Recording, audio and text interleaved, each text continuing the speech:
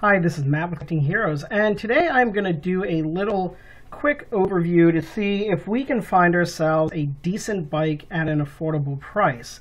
I do a lot of urban rides, a lot of group rides locally here with the local bike shops. I'm friends with a lot of the bike shop owners and a lot of the people who work at the shops. I've been riding since the mid-90s, and something that I come across very often is that some people need to be able to get into the sport at an affordable price. Not everybody has $1,000 or $2,000 to get into a bike. I have a Kona and I also have a carbon fiber Haro.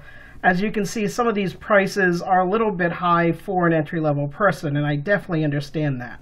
So even at a beginning level, you're looking at like $529 for a Lanai. I can definitely understand that that can be a bit steep for some people that are just getting in and they're not quite sure if biking is really their sport, or they're just limited by how much they have currently. Well, what we're going to do here is we're going to compare Walmart bikes, okay, to what we can find on Craigslist for relatively about the same price. This bike I've actually physically seen at Walmart. It's not a very good bike, and I can tell you a lot of reasons why.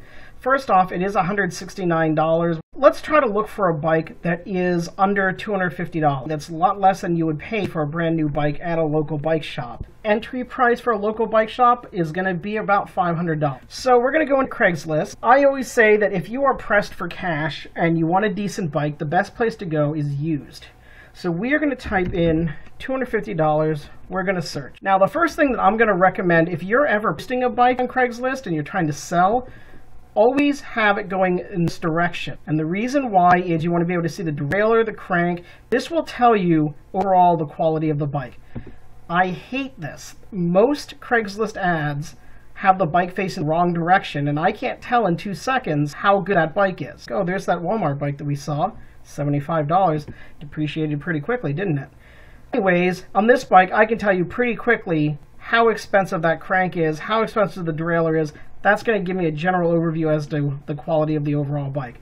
Okay, right now we have this Schwinn Ranger, and a lot of people are like, oh, well, Schwinn's a good brand. Schwinn got bought out by Pacific. They got bought out by Durell, probably the mid-2000s. For the most part, junk bikes. They also bought out Cannondale, which for surprisingly haven't like totally downgraded. But these bikes are not what they used to be 20 years ago, 30 years ago. So if you're older and you remember Schwinn as being a premium brand, these days they're no better than a Huffy, really. All right, Mongoose. Mongoose is pretty much the same as Schwinn these days. Now, the interesting thing about Mongoose is there's actually two different types of Mongooses. There's the big box Mongoose, and then there's the ones that you can get at the local bike shops or Mongoose online. Now, most bike shops do not carry Mongoose anymore. Now, they do make some higher-end bikes, however, those are usually online, and the reason being is the local bike shops didn't like the competition from Walmart and Target, and a big reason was it was very hard to explain to customers why this bike would only be $140, and yet the Mongoose at the local bike shop would be $500. And a lot of customers just didn't understand that what they were buying at Toys R Us or Walmart wasn't the same Mongoose. And a lot of customers would come in and be like, well, I can buy a Mongoose at Toys R Us, I can buy a Mongoose at Walmart, and I don't have to pay that kind of money. I can get it for under $200. And so a lot of bike shops just eventually gave up and just stopped carrying them. Again, you're looking at right here, kickstand, avoid that. You do have a 3-piece crank. You have this old outdated stem. You've got a cheap fork. Let's see what else we can find. All right, well, right here we have a Raleigh. This is an older Raleigh. It's not a high-end Raleigh, but again, it is a little bit better. What you're looking at here is it doesn't have a suspension fork. This bike is probably from the mid-90s. The reason you can tell is this is a steel frame. Most mountain bikes these days have gone to aluminum. The reason why this is a good deal is you are getting disc brakes on front and back. This looks like mechanical disc brake. I can tell right here. There's a little lip here, and that's where the brake cable goes. Newer bikes that are higher end would have hydraulic disc brakes. But anyways, yes, this is a better bike. You are getting a better seat. As you can see here, you're getting a nice seat post. All right, now I have found a real gem for $180. Again, the Walmart bike was $169, $10 more. You can have this Gary Fisher. Now, this Gary Fisher is probably, I would say, late 90s, early 2000s. This is a dual suspension bike. This is a real legit dual suspension. Gary Fisher actually got bought out by Trek what you are getting with this is you are getting actual SRAM grip shifts. I see Avid brakes, which Avid actually is a very good brand. 3-piece bolt-on crank. You notice that these are silver instead of black.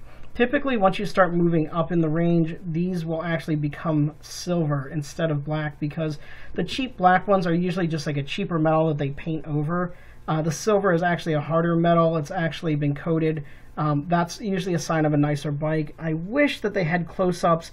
I can assume that that's probably a Dior rear derailleur. Now, the fork, let's see, that's a Manitou fork. That's much better than you're ever going to find on a Walmart grade bike. This is actually equivalent to like a RockShox. That fork alone probably sold for as much as double that bike. If you notice right here, the wheels actually have a quick release lever. Quick release lever, what that allows you to do is allows you to take the wheels on and off, and so you can fit it into the trunk of your car.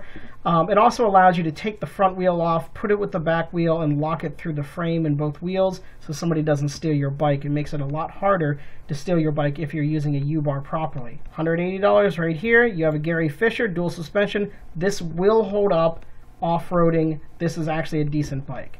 Now, it's not about being a bike snob, because I always get, when I do these videos, somebody comes in and jumps in saying, you know what, you guys think that like everybody has $1 million to buy a bike, and it really isn't about that. It's about that if you have a better bike, you're going to have more fun, you're going to be able to go further distances because you're not going to be as worn out.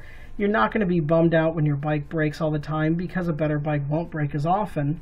And it will cost you less in the long run, because a better bike doesn't break as often. You don't have to replace parts and pay mechanics to fix it. It's really about getting the best bike that you can afford. I think your best deals at the local bike shop, if you are going to go that route, are actually going to be GT, Haro, Marin. Here's a little tip. January, February is actually a really good time to buy. The reason why is that you can find leftovers from last year. And the reason being is the new models for the coming year are actually coming out, and everybody wants those. It's a lot harder to sell last year's model. So a lot of bike shops will put them on sale depending how desperate the bike shop is to get rid of the old bikes. A lot of the time you'll see the discounts. I've seen them as high as 50%. Generally expect 30 to 40%. And there you have it. Feel free to ask any questions. I will be checking my YouTube fairly often, so that way you can ask your questions, and from there, pretty much, I mean, there are also going to be 1 million people probably asking questions as well. So I'll try to answer what I can. Thank you.